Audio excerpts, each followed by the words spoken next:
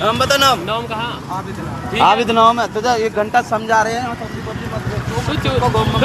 समझ में ना गाँव में बट मत जाइयो, ठीक है ना?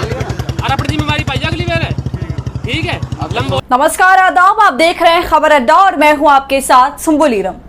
दोस्तों, पहलगाम आतंकी हमले के बाद जैसा रिटेलिएशन सोचा गया था, जैसा जवाबी हमला सोचा गया था, लोग जिसकी उम्मीद कर रहे थे, वैसा तो कुछ भी होता दिखाई नहीं दे रहा।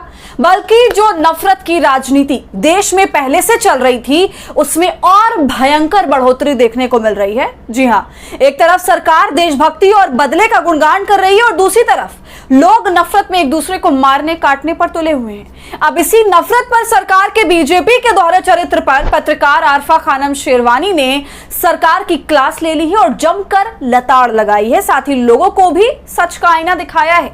तो इस पूरे पहलू पर चर्चा करेंगे, पत्रकार का पलटवार भी बताएंगे, तो आप हमारे साथ अंत तक बने रहिएगा। दोस्तों, देश में गजब की देशभक्ति का नजारा देखने को मिल रहा है। पाकिस्तान को सबक सिखाने का दम भरा जा रहा था, पाकिस्तान को बूंद बूंद से तरसाने के दावे किए जा रहे थे, आतंकवाद को नेस्तनाबूद करने की कस्में खाई जा रही थी। लेकिन बीजेपी के समर्थकों और नफरती लोग अलग ही पिच पर खेल रहे हैं। इनकी सुई वहीं अटकी हुई है। ये पहले भी अल्पसंख्यकों से नफरत करते थे और आज भी इनकी बंद बुद्धि आतंकवादियों को छोड़ उनके धर्म को पकड़ के बैठे हैं और उसकी बिना पर भारत के मुसलमानों के साथ बर्बरता दिखा रहे हैं। और ऐसे सेंसिटिव मौके पर भी ये सरकार, ये भाजपा सरकार इन लोगों के दिमाग में थोड़ी भी अकल डालने की कोशिश नहीं कर रही, जैसे मानो ये यही सब कुछ चाहती थी।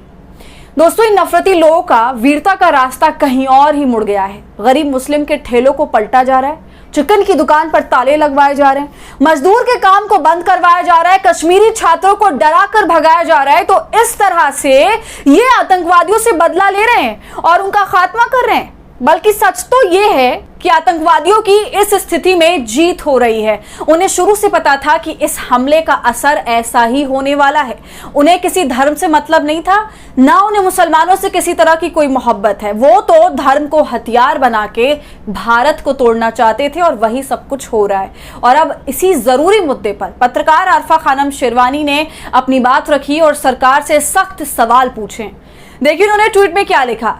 आपको पाकिस्तान से बदला लेना था, आतंकवाद को नेस्तनाबूद करना था, लेकिन आप गरीब मुसलमान का ठेला पलट रहे हैं, चिकन की दुकान बंद करा रहे हैं, मजदूर को काम से हटा रहे हैं, कश्मीरी छात्रों को डराकर भगा रहे हैं, व्हाट्सएप पर मुस्लिम साथियों के खिलाफ अपने शौर्य का प्रदर्शन कर रहे हैं। तो दोस्तों, ये है नरेंद्र मोदी का नया भारत, जिसमें मुसलमानों के साथ मारपीट करके ये बीजेपी के लोग, भगवाधारी लोग अपना शौर्य दिखा रहे हैं। समझ नहीं आता ये कैसी देशभक्ति की परिभाषा गढ़ी जा रही है। जो सीमा पर दुश्मन से लड़ने की बात कर रहे थे, वो आज गरीबों की रोजी रोटी छीनने में मशगूल हो गए। कश्मीरी छात्रों को देहरादून, चंडीगढ़ की सड़कों पर पीटा जा रहा है, भगाया जा रहा है, मजदूरों को बेरोजगार किया जा रहा है और ठेले दुकान वालों का जीना दूभर किया जा रहा है। तो ये है नया भारत।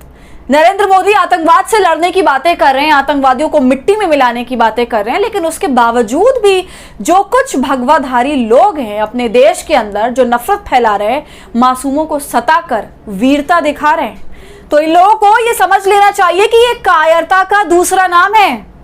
दोस्तों, इस वीडियो को देखिए जो गाजियाबाद का है, जहां पर मुस्लिम फल सब्जी विक्रेताओं को नाम पूछ पूछ कर धमकाया जा रहा है और उन्हें गांव से निकाला भी जा रहा है। दोबारा गांव में ना आने की या घुसने के आदेश दिए जा रहे हैं।